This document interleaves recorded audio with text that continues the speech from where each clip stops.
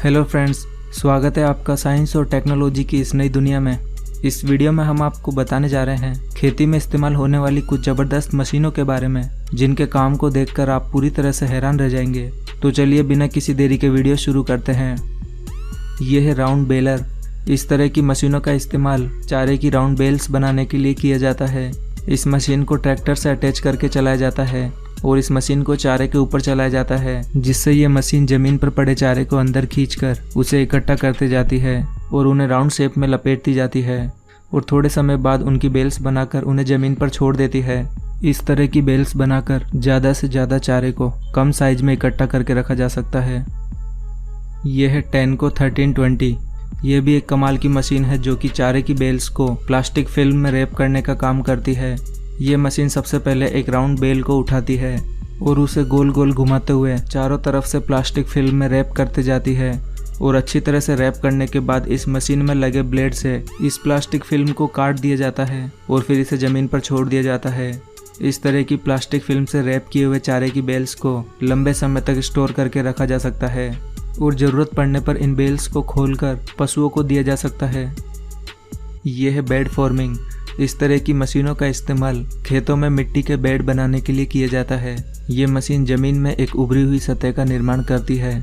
इस मशीन में पीछे की तरफ 4 रोलर लगे हैं जो कि मिट्टी को एक उभरी हुई शेप में जमाते जाते हैं। इस तरह से तैयार किए गए इन मिट्टी के बेड के बीच में फसल को बोया जाता है। इस तरह के बेड बनाने से इनके बीच की लाइन में पानी देना आसान हो जाता है और इससे फसलों को इक्वली पानी भी मिलता है। यह है प्लास्टिक मल्चिंग। इस तरह की मशीनें भी शायद ही पहले आपने कभी देखी होगी।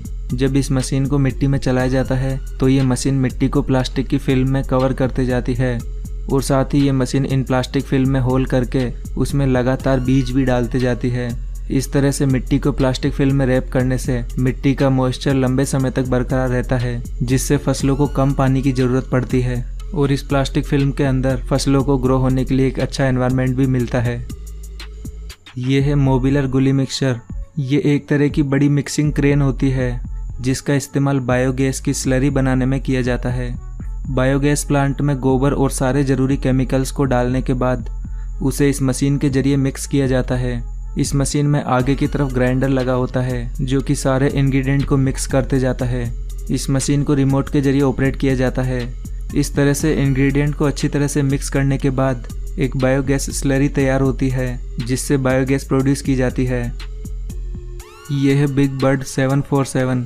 यह ट्रैक्टर दुनिया का सबसे बड़ा और पावरफुल ट्रैक्टर है। इस ट्रैक्टर की पावर देखकर आप पूरी तरह से हैरान रह जाएंगे। यह अकेला ट्रैक्टर 10 नॉर्मल साइज ट्रैक्टर के बराबर है। इस ट्रैक्टर की हाइट 14 फीट है और इसमें 1100 हॉर्स पावर का पावरफुल इंजन लगा है और इसमें पीछे की तरफ 21 प्लोविंग अटैचमेंट यानी कि हल लगाए गए हैं, जिनकी मदद से यह ट्रैक्टर महज 2 मिनट में ही 1 हेक्टेयर ज़मीन को प्लोविंग कर सकता है। और इसमें ज़मीन पर हल चलाते समय इसकी ज़मीन पर मजबूत ग्रिप बनाने के लिए इसमें ट्रिपल टायर लगाए गए हैं, जिस वजह से ये ज़मीन पर आसानी से अच्छी ग्रिप बना पाता है और इतना हैवी वर्क कर पाता है। यह है डिच क्लीनर। इस तरह की मशीनों का इस्तेमाल खेतों के बीच से होकर जाने वाली पानी की नहरों को साफ करने के लिए किया जाता है। हमेशा पानी से भरे होने के कारण इन नहरों के किनारे पर काफ़ी कचरा इकट्ठा हो जाता है और कुछ अनवांटेड घास फूस भी इनमें उग जाती है।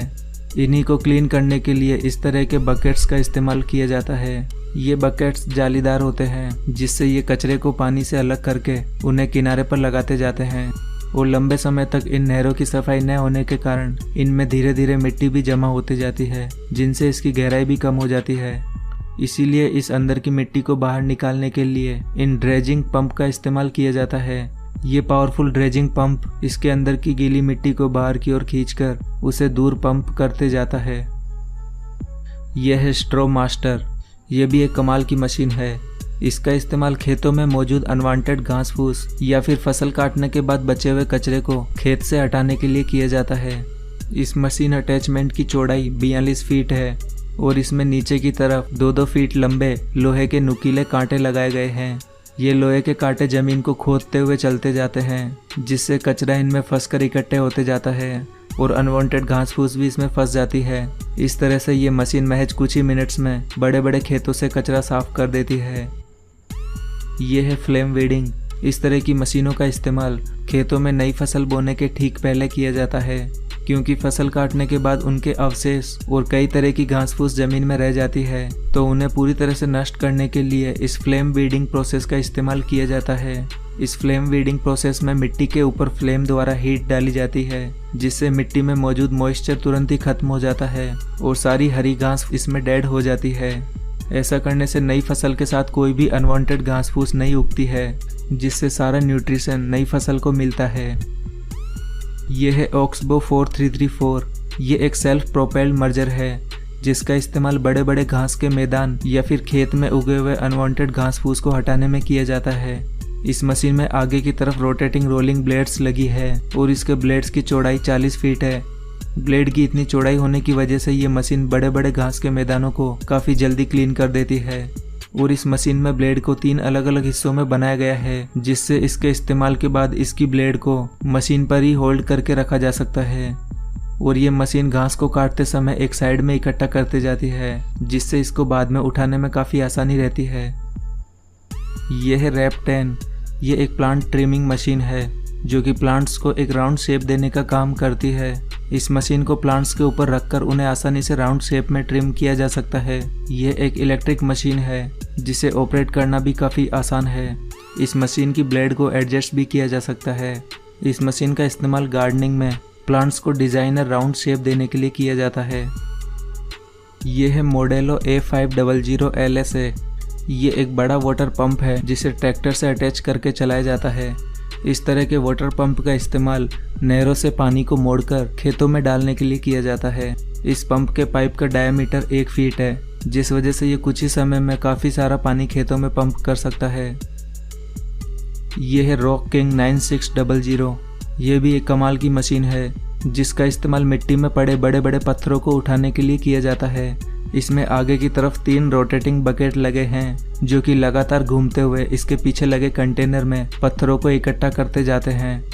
ये मशीन पत्थरों को काफ़ी सफाई से ज़मीन से हटाती जाती है, और जब पत्थरों से इसका कंटेनर फुल हो जाता है, तो इसमें लगी हाइड्रोलिक लिफ्ट की मदद से इस कंटेनर को खाली कर लिया जाता है। ये है आयरिश 2500। ये एक स्टोन बैरियर मशीन है, जो कि छोटे छोटे पत्थरों को ज़मीन में छुपा देती है, या फिर कहे तो ये मशीन ज़मीन को रिवर्स करने का काम करती है।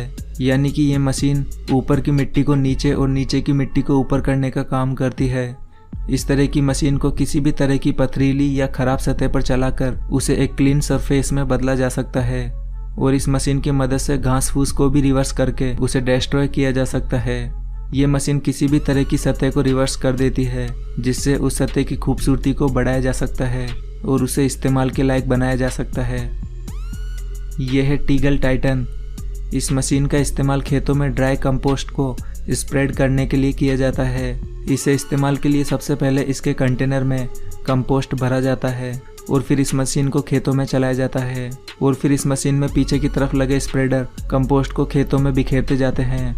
इस मशीन के इस्तेमाल से खेतों में कंपोस्ट एकदम इक्वल क्वांटिटी में फैलता है, जिससे टाइम और लेबर दोनों की ही बचत होती है। यह है इंटर ड्रेन वी प्लो। यह मशीन वाटर पाइपलाइन को अंडरग्राउंड करने का काम करती है, वो भी ज़मीन को बिना खोदे हुए। इस मशीन में आगे की तरफ वी शेप ब्लेड लगाई गई है, जो कि ज़मीन को काटने का काम करती है। ये मशीन ज़मीन को काटते हुए उसमें हाथों हाथ वाटर पाइप डालती जाती है। इस मशीन के इस्तेमाल से काफ़ी तेज़ी से पाइपलाइन को अंडरग्राउंड किया जा सकता है। इस मशीन का ज़्यादातर इस्तेमाल नहरों से खेतों तक पाइपलाइन डालने में किया जाता है, क्योंकि ये मशीन ज़मीन को बिना खोदे ही ये काम जल्दी से कर देती है। यह है ज़ेरियन सैडल ट्रैक। इस मशीन का इस्तेमाल भी नई फसल बोने से पहले मिट्टी की स्ट्रेंथ को बढ़ाने के लिए किया जाता है।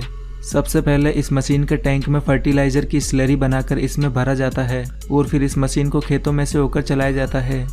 इसमें पीछे की तरफ एक अटैचमेंट लगा है, जिसमें कई सारे छोटे छोटे पाइप लगे होते हैं, जिनमें से होकर ये लिक्विड स्लरी एक फिक्स अमाउंट में ज़मीन पर गिरती रहती है।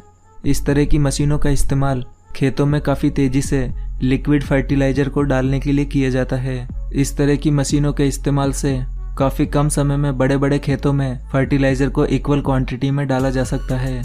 और इस मशीन में लगे ये अटैचमेंट भी फोल्डेबल हैं, जिससे काम होने के बाद ये मशीन अपने ऊपर ही होल्ड करके रख लेती है।